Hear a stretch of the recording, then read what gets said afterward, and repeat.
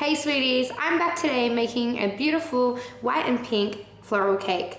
So I'm going to be starting with a buttercream base and then adding a combination of fresh and artificial flowers.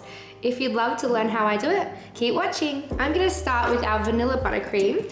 I have this one already made and already mixed up. I've also added some white food coloring in it just to get that pure white color without the yellow tinge. All buttercream always has a yellow tinge because of the butter naturally in it, and we use good quality Australian butter, so it's very yellow compared to an American butter, but it does taste delicious. So once it's nice and smooth, I'm just gonna go ahead and put that on my cake. Today I'm making a cake for an engagement, so they have opted for a taller cake, which I always love. It always looks spectacular, especially when you're adding beautiful fresh florals to it. But go ahead and just smooth that on the top of the cake and use your turntable just to keep that top nice and smooth. Now add it all over the sides. Okay, once our buttercream's on, we're gonna go ahead and take our scraper. I like to clean up the board if I've put too much buttercream on the board, just to make sure it's not too messy when we begin scraping. Then slowly continue to scrape lightly until it's nice and smooth. Just be patient with this step. Don't try and scrape too much off at once. When it's nearly smooth, like this is pretty smooth, I'm just gonna go ahead and take off some of this icing. As you can see, I've got quite a lot on the top lip, so I just wanna take some of it off, just so when I get to the end, it's not too hard to perfect. Now that I got most of the top edge off, I'm just gonna go ahead and do a final swipe around the cake, just to ensure it's nice and smooth. Now we're gonna just take off that final top edge with a really light hand to ensure we don't damage our buttercream on the sides. Okay, perfect. So now that's complete. I'm just gonna wipe the board and then we can pop it in the fridge to set for a little while we make our decorations. Okay, now we're up to doing our flowers.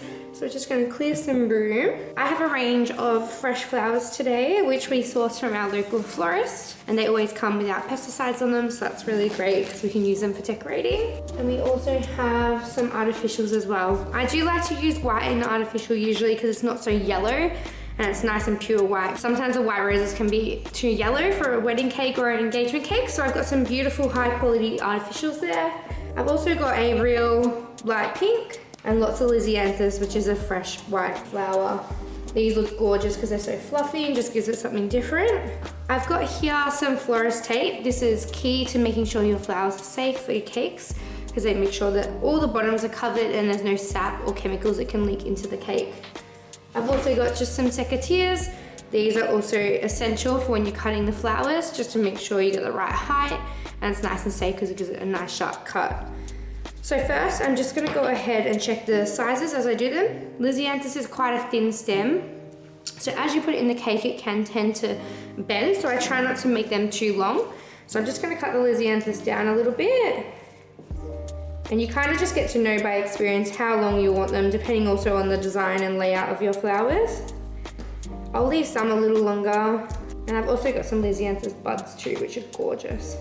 They always look beautiful in an arrangement of flowers, and you get them when you're buying the bunch, so that's perfect. I'm gonna just cut down my rose stems while I'm here. I'm gonna leave them quite a lot longer because they're quite a strong flower, so they can stand up and add some height to the cake. Artificials can be very hard to cut because they sometimes have a wire in them. So I usually just bend it over like that and cut them that way. So I go ahead and pull my tape. I take a piece around 8 centimeters long and I line it up with the corner of my flower towards the top and wrap it around and stretch as I wrap it to make sure it sticks onto the flower and it makes it a bit sticky. And you keep turning and you want to make sure you wrap it all the way to the bottom, definitely covering that bottom piece of the stem and then back up again. So you can always do a bit longer piece of tape just to ensure that we have everything covered. And if it's not sticking into the cake, you don't need to make this tape too high, but just make sure that bottom piece is absolutely covered. I don't tend to use the flowers on artificial because I don't think they look realistic enough. So I just go ahead and cut those ones off. If you're doing a really long flower and you don't have enough tape, that's totally fine. Just go ahead with another piece and just overlap it to make sure it's absolutely covered. So we are ready to paint our macarons with rose gold. I just need to put 2 gloves on for this one because it can get messy. And here I've got some chocolate macarons, and I've got here a good quality Cake Decorators Rose Spirit. So it's an alcohol and rose essence. And this just makes our dust form into a paint. So this is an edible luster dust. We use a combination of Faye Cahill brand and Sweet Sticks just to get the right color rose gold, because rose gold can be a bit hard. And we buy this commercially wholesale, but you can get it from any good cake decorating shop in little bottles. It is strong, it is alcohol, but that makes it form into a paint and it dries off and then leaves a nice sheen of metallic on the macarons, and you can't taste it at all. I'm just gonna pour some in the jar that has the luster dust in there, and we'll stir that to form a paint. Now that our paint is mixed, we can go ahead and take our macaron. We make these in my bakery here in Melbourne, but I just recommend any good quality macaron that has a nice sturdy crust. You don't want the ones that are really thin. And I recommend a chocolate base because it just gives it that base color, so it's really easy to give it a quick coat of paint. So as you can see already how metallic and shiny that macaron's gotten, looks absolutely stunning. If you do miss any areas while you're painting, that's totally okay. Because it's a similar color, you can't notice. So that's why I highly recommend always try to find a similar base color to what you're painting. Okay, so now I'm just gonna flip it over and make sure to do the underside. We want to make sure it's fully coated, and then just sit that down on some baking paper. We want to let that dry for a few minutes before we add it on our cake. Okay, now we're back with our cake. Make some room for it. First, I'm just going to get ready and pop some gloves on. Then I want to add a beautiful rose gold splash to this. I love paint splash on cakes. It looks absolutely epic. It is going to get messy, so make sure you put some baking paper down or something down just to avoid the mess. And then we're going to use that same paint that we used before. It's still mixed up into that liquid state, so we can just go in straight away with that. And I just make sure my brush is got a lot on it because we want to make sure we have a good splash. And then all I do is find the front.